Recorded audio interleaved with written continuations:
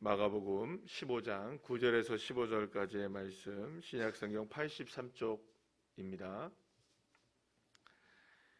우리 다 같이 함께 한 목소리로 합독하시겠습니다. 빌라도가 대답하여 이르되 너희는 내가 유대인의 왕을 너희에게 놓아주기를 원하느냐 하니, 이는 그가 대제사장이 시기로 예수를 넘겨준 줄 알미러라. 그러나 대제사장들이 무리를 충동하여 도리어 바라바를 놓아달라 하게 하니, 빌라도가 또 대답하여 이르되 그러면 너희가 유대인의 왕이라 하는 이를 내가 어떻게 하랴. 그들이 다시 소리 지르되 그를 십자가에 못 박게 하소서. 빌라도가 이르되 어찌미냐 무슨 악한 일을 하였느냐 하니, 더욱 소리 지르되 십자가에 못 박게 하소서 하는지라. 빌라도가 무리에게 만족을 주고자 하여 바라바는 놓아주고 예수는 채찍질하고 십자가에 못 박히게 넘겨주니라. 아멘. 할렐루야. 오늘은 고난주간 특별 새벽 예배, 우리가 세 번째 수요일 날 아침에 십자가의 목격자들 세 번째로 우리가 본디오 빌라도에 대해서 함께 말씀을 나눠보도록 하겠습니다. 십자가 사건을 둘러싼 사람들 중에 가장 핵심적인 한 사람을 꼽자면 단연 이 본디오 빌라도라고 할 수 있습니다. 오늘도 우리가 신앙 고백으로 사용하고 있는 이 사도신경을 같이 함께 하지 않았습니까? 본디오 빌라도에게 고난을 받으사 십자가에 못 박혀 죽으시고, 이렇게 명확하게 사도신경은 예수님의 십자가 사건이 바로 이 본디오 빌라도에 의해서 처형을 당한 사건임을 분명하게 밝히고 있는 것을 보게 되죠. 분명히 빌라도는 예수님을 사형에 처하는 판결을 내렸고, 사형이 내려진 이후 그 어떤 변호나 법적인 절차도 완전히 생략된 채로 사형이 언도된 바로 그 시간, 사형이 집행되는 초유의 사태가 예수님의 십자가 사건을 통해서 일어나게 되었던 것입니다. 하지만 빌라도는 예수님에게는 그 어떤 죄가 없고, 또 오히려 대제사장들을 비롯한 유대 종교 지도자들의 계략에 의해서 예수님이 희생양이 된 것이라는 것을 너무나 잘 알고 있었던 사람이 바로 이 빌라도라고 할 수가 있습니다. 자, 그래서 그런지 성경 곳곳에서는요, 빌라도가 예수님을 석방하기 위해서 애쓴 흔적들이 여러 군데에서 나오게 되는데요. 자, 오늘 본문 14절 말씀 우리 다시 한번 읽어볼까요? 시작. 빌라도가 이르되 어찌미냐 무슨 악한 일을 하였느냐 하니, 더욱 소리 지르되 십자가에 못 박게 하소서 하는지라. 오늘 본문에서도 나오죠. 무슨 악한 일을 했느냐, 악한 일을 한 게 없다는 겁니다. 그런데 누가복음에서 빌라도는 세 번이나 예수님에게서 아무런 죄를 찾을 수 없다는 이야기를 관리들은 물론 모든 사람들에게까지 공개적으로 하게 있는 것을 보게 되는데요. 누가복음 23장 13절부터 15절까지의 말씀 우리 한번 읽어보겠습니다. 시작. 빌라도가 대제사장들과 관리들과 백성들을 불러 모으고 이르되 너희가 이 사람이 백성을 미혹하는 자라 하여 내게 끌고 왔도다. 보라, 내가 너희 앞에서 신문하였으되 너희가 고발하는 일에 대하여 이 사람에게서 죄를 찾지 못하였고, 헤롯이 또한 그에게 그렇게 하여 그를 우리에게 도로 보내었도다. 보라, 그가 행한 일에는 죽일 일이 있다 없다? 없다. 분명하게 이야기하고 있죠. 자, 그래서 요한복음에서는요, 빌라도를 이렇게까지 소개하고 있는데요. 요한복음 19장 12절 말씀 볼까요? 시작. 이러함으로 빌라도가 예수를 놓으려고 힘썼으나 라고까지 얘기합니다. 심지어 이 마태복음에는 어떤 얘기까지 나오냐 하면요, 빌라도의 아내가 재판 중에 빌라도에게 찾아와서 자신의 꿈꾼 이야기까지 하면서 빌라도에게 예수님에 대한 어떤 판결을 내릴 때 매우 신중하게 내려야 된다는 조언까지 하는 내용이 나옵니다. 마태복음 27장 19절 말씀 한번 읽어볼까요? 시작. 총독이 재판석에 앉았을 때에 그의 아내가 사람을 보내어 이르되 저 옳은 사람에게 아무 상관도 하지 마옵소서. 오늘 꿈에 내가 그 사람으로 인하여 애를 많이 태웠나이다 하더라. 그러니까 신약 성경의 네 복음서 모두에서 우리는 빌라도가 예수님에게 그 어떤 죄도 없다는 것, 그냥 무죄하다는 것이 이미 인증이 되었고, 또 나름대로는 이 빌라도가 예수님을 석방하기 위해서 굉장히 애쓰고 노력하고 있다라는 사실들을 면면히 우리가 볼 수 있게 된다는 겁니다. 오히려 문제는 누구에게 있느냐? 그 대제사장들을 비롯한 종교 지도자들, 그들에게 지금 문제가 있다는 것까지도 지금 다 알고 이 빌라도가 있었다는 것을 보게 됩니다. 하지만 아무리 이 빌라도가 예수님이 죄가 없다는 사실을 알았고, 또 나름대로는 매우 석방시키기 위해서 노력을 했던 흔적들이 오늘 본문에서도 이렇게 쭉 나오고 성경에 이렇게 기록이 되어 있다 하더라도, 성경은 분명하게 한 가지 사실을 우리에게 기록하고 있는데요. 오늘 본문 15절 말씀 우리 다시 한번 다 같이 읽어보겠습니다. 시작. 빌라도가 무리에게 만족을 주고자 하여 바라바는 놓아주고 예수는 채찍질하고 십자가에 못 박히게 넘겨주니라. 그러니까 예수님을 십자가에 못 박히게 넘겨준 장본인은 누구입니까? 그 빌라도라는 거예요. 그러니까 이런 빌라도가 만약에 판결이 없었다면, 그러니까 아무리 그 무죄함을 이 빌라도가 알았고, 또한 석방을 시키기 위해서 노력은 했다 할지라도 결국 판결은 누가 내린 겁니까? 이 빌라도가 내렸다는 거예요. 예수님의 십자가의 형틀에 예수님이 달리셔서 사형을 당하는 데 있어서 가장 결정적인, 그러니까 판결은 결국에는 이 빌라도가 내리게 됐다는 것이죠. 만약에 이 빌라도가 그런 판결이 없었다면 예수님께서 십자가 형틀에 그렇게 허무하게, 그렇게 금방 이렇게 죽는 일이 일어나지는 않았을지 모른다는 것이죠.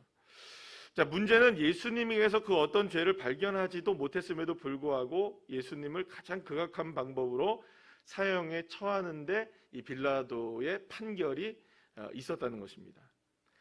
여러분 한번 생각해 봅시다. 만약에 빌라도가 정말로 공정한 판결을 내렸던 사람이라면 아마도 예수님에 대하여 이토록 무모한 판결을 끝까지 내려지지는 않았을 것이라고 볼 수 있습니다. 하지만 빌라도가 아무리 무죄함을 알았고 또 석방시키려고 노력은 했다 할지라도 공정했을까요? 공정하지 못했을까요? 공정하지는 못했던 거죠. 그러니까 무죄라고 알면 어떻게 됩니까? 죄 없이 석방해야 되잖아요. 그런데 갑자기 누구를 끌어들입니까? 죄수인 바라바를 끌어들여서 좌충수를 놓게 되고, 또 그러니까 이렇게 그냥 일이 더 꼬여버리게 만들게 되는 일이 벌어지게 되었던 것이죠. 그러니까 공정하게 죄가 없다면 죄 없는 대로 판결을 내리는 게 맞죠. 그런데 죄가 없음에도 불구하고 석방을 시키려고 노력했음에도 불구하고 결국에는 석방도 못 시키고 예수님에게 유죄를 선고하게 되는 그런 일을 이제 하게 되었다는 것이죠. 그러면 도대체 이렇게 공정하지 못하게 된 이유가 어디 있느냐? 성경은 그것을 뭐라고 얘기하느냐? 정확하게 기재하고 있습니다. 따라합시다. 사람들을 만족하게 하기 위해, 그러니까 사람들의 만족을 위해서 빌라도는 그런 일을 했다는 것입니다. 빌라도에게는 분명히 자기 자신을 향한 양심의 외침이 분명히 있었습니다. 이 모든 것이 음모라는 사실도 알고 있었습니다. 게다가 아내의 경고까지 있었습니다. 요즘 여러분들 아내의 경고를 무시하면 안 됩니다. 그죠? 절대 안 되잖아요. 그런데 아내의 경고까지도 무시합니다. 그러니까 충분히 옳은 결정을 할 수 있었던 모든 상황들이 다 있었던 겁니다. 양심의 호소가 있었고, 또 음모라는 것도 알게 되었고, 사건의 진실을 알았고, 또 주변의 사람들이 만류하기까지 했다는 것이죠. 하지만 거기까지였습니다. 거기까지. 모든 것을 알았지만 안대로 행하지는 못했던 것이죠. 오히려 빌라도는 자기 양심을 저버리고 사람들을 위한, 만족을 위한 결정을 내리게 되었던 것입니다. 자, 그러면 여러분, 사람들을 위한 만족이었다고 하지만 사실 사람들을 만족한 것일까요? 자기를 만족시키기 위한 것일까요? 우리가 이걸 잘 보셔야 됩니다. 왜냐하면 사람들의 만족을 위한 결정을 하지 않으면 결국 누구에게 불이익이 옵니까? 지금 자기에게 불이익이 오잖아요. 그러면 자기의 만족을 위해서는 누구의 만족이 필요합니까? 사람들의 만족이 필요하고, 사람들의 만족을 위해서는 예수님을 사형에 처해야 된다는 것이죠. 마태복음 27장 24절에서는 이렇게 말씀합니다. 다 같이 읽어볼까요? 시작. 빌라도가 아무 성과도 없이 도리어 밀란이 나려는 것을 보고 물을 가져다가 무리 앞에서 손을 씻으며 이르되 이 사람의 피에 대하여 나는 무죄하니 너희가 당하라, 이렇게 얘기합니다. 빌라도는 로마에서 파견된 유대 지역을 총괄하는 총독이었습니다. 그는 그 직을 유지해야 했고 어떻게 해서든지 유대 지역에서만큼은 밀란과 같은 이런 소동이 일어나지 않기 위해서 관리로서 최대한의 정치적인 영향력을 발휘를 해야 했던 것이죠. 만약 이것에 대해서 실패한다면 빌라도는 그 자리를 유지하기가 쉬웠을까요? 어려웠을까요? 어려웠을 것입니다. 그러니 사람의 만족을 위해서 예수님을 십자가에 못 박히도록 넘겨주었다는 것은 결국엔 자기의 자리를 유지하기 위한 것이었죠. 자기 만족을 위한 결정이었다고 볼 수 있습니다. 그러니까는 무리들에게 만족을 주고 사람들에게 만족을 주려고 했던 것이 아니라 실제로는 누구의 만족을 위한 것이었을까요? 자기 만족, 자기 유익을 위한 결정을 했다라고 볼 수 있는 것이죠. 여기서 우리는 죄의 본질에 대해서 우리 한번 생각을 해보게 됩니다. 여러분, 아담과 하와가 선악과를 먹었잖아요. 선악과를 먹었을 때 하와에게서 어떤 마음이 들었나요? 보암직도? 먹음직도? 그런 마음이 들었던 거예요. 그때 갑자기 사탄이 나타나서 뭐라고 얘기합니까? 야, 너 그거 어떻게 하라고 들으냐? 하나님이 먹으면 죽을지도 모른다 그랬어. 아니야, 하나님이 네가 그걸 먹는 날에는 하나님처럼 눈이 밝아지고 하나님처럼 될까봐 하나님이 너 그걸 못 먹게 한 거야 라고 얘기했던 거예요. 그러면 안 먹을 이유가 있나요, 없나요? 누구처럼 된다는데? 하나님처럼 된다는데요. 그럼 누구 유익을 위해서 먹은 겁니까? 하나님은 먹지 말라고 하셨고 자기는 먹고 싶어진 거예요. 보암직도 하고 먹음직도 하니까. 사랑하는 여러분, 이게 죄의 본질입니다. 죄의 본질은 뭔지 아십니까? 그게 자기 만족이에요. 그러니까 자기 만족이라는 것이 죄의 본질의 모습이라는 것입니다. 자, 그렇다면 우리가 이제 여기서부터 이제 우리가 유심히 살펴봐야 되는 게 뭐냐면 빌라도야말로 예수님의 십자가를 앞에 두고 자기 만족에 대한 유혹이 마음속에서 확 드러나게 되었던 거예요. 실체를 알았습니까? 몰랐습니까? 빌라도가 알았어요. 예수님이 무죄하다. 이거는 음모다. 이거는 주변 사람들도 다 만류하는 일이다. 이거는 정의롭지 못한 일이다. 알았습니까? 몰랐습니까? 그런데 마음속에 뭐가 확 올라왔어요. 자기 유혹이 올라온 거예요. 만족에 대한. 그러면 여러분, 십자가를 앞에 두면 양심에 따른 결정을 하고 진리를 따라 결정을 하는 그런 결정을 했어야 됨에도 불구하고, 만약에 여러분들 생각해 보세요. 빌라도가 정말로 십자가를 앞에 두고 자기 양심의 호소를 따랐다면 죄의 본질인 자기 만족이 드러났을까요? 안 드러났을까요? 드러나지 않았죠. 그러면 어떻게 보면 십자가를 앞에 두고 가장 놀라운 변화를 겪게 된 사람이 누구였을까요? 사실은 이 빌라도라는 사람이 되는 거예요. 왜냐하면 십자가를 앞에 두고 양심의 호소를 따랐단 말이에요. 자기 만족이 아니라 진리의 길을 따랐단 말이에요. 정직한 길을 따랐단 말이에요. 그러면 빌라도가 이런 사람이 되지는 않았을 거예요. 사랑하는 여러분, 예수님의 십자가는 의롭고 공정하고 꽤나 괜찮은 인생을 살았을 것이라 생각한 빌라도의 삶이 사실은 자기 만족과 유익을 위한 인생이었음을 드러나는 그런 모습이 되었다는 것입니다. 수없이 많은 양심의 외침이 있었고, 그렇지만 무시했고요. 심지어 아내의 경고까지 무시하면서 결국 자기 자신과 사람들의 만족을 위한 결정을 내렸던 것이 죄의 본질임이 십자가의 발 앞에서 바로 이게 드러나게 되었던 것이죠. 사랑하는 여러분, 그래서 여러분, 우리가 하나님의 은혜에 접근하고 주 예수의 십자가에 접근해 가면 갈수록 사실은 우리의 민낯이 드러나게 되어 있습니다. 낱낱이 드러납니다. 십자가를 가까이 가면 갈수록 감춰져 있던 내 모습이 드러나요.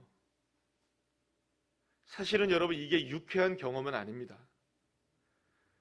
될 수 있으면 감추려고 할까요? 여러분들 드러내려고 할까요? 우리가 우리 모두는 다 대부분 감추려고 합니다.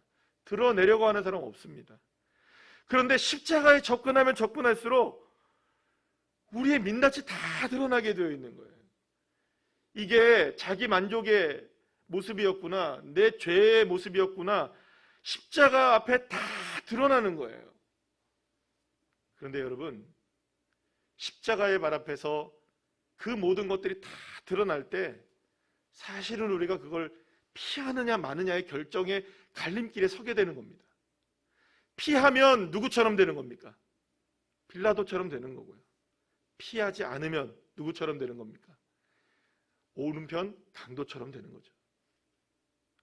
사랑하는 여러분, 나의 연약함과 부족함과 민낯이 십자가 발 앞에서 명백하게 드러나는 때, 우리의 허물과 죄가 드러날 때, 사랑하는 여러분, 십자가는 우리에게 외치는 것입니다. 예수님의 십자가는 인정하라는 것입니다.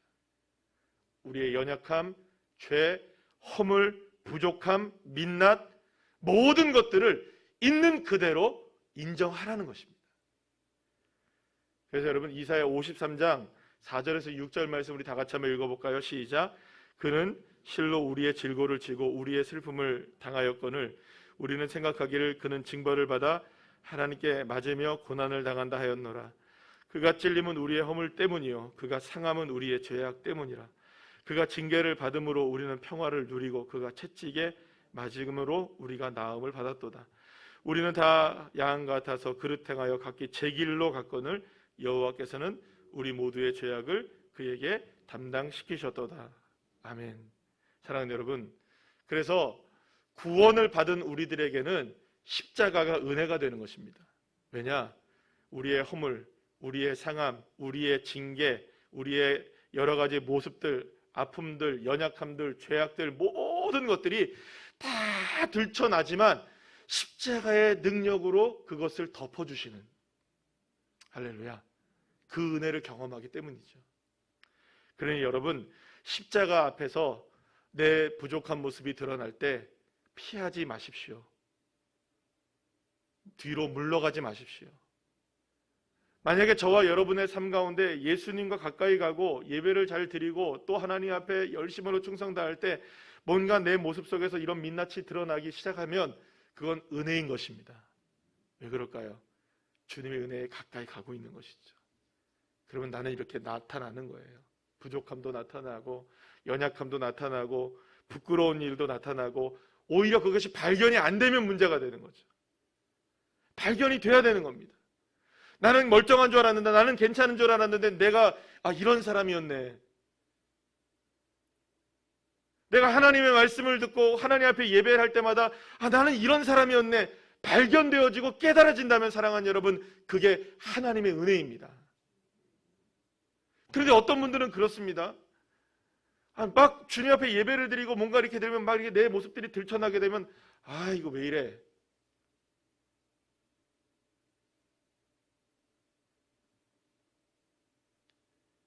사랑하는 여러분, 십자가는 부끄러움을 숨는 장소가 아니고요, 부끄러움을 드러내는 장소입니다.